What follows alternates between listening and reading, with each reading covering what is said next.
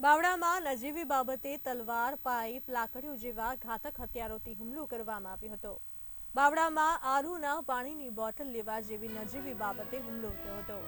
બાવળામાં રહેતા દશરથભાઈ ઠાકોરને માથામાં તલવાર મારવામાં આવી હતી। દશરથભાઈ પર હુમલો થતા તેમના પત્નીએ છોડાવવા વચ્ચે પડ્યા હતા। તે દરમિયાન હુમલાખોરોએ તેમના પર હુમલો કર્યો હતો। દશરથભાઈ પર તલવારથી ઘાતકી હુમલો થતા તેઓ લોહીલુહાણ થઈ ગયા હતા, જેથી તેઓ બેભાન થઈ જતા તેમને તાત્કાલ હોસ્પિટલ ખાતે ખસેડવામાં આવ્યા હતા।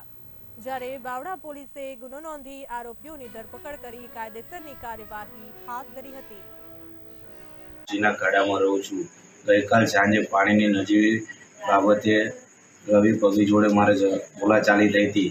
એ પછી એ મોડી રાત્રે એના સાગરીતો જોડે 8 થી 10 છોકરાઓ લઈને આવ્યો અને મારા ઘર ઉપર તીક્ષ્ણ હથિયાર વડે હુમલો કર્યો હતો અને મને અને મારા ઘરનાને અને મારા ભાઈને ઈજાઓ પહોંચાડી હતી।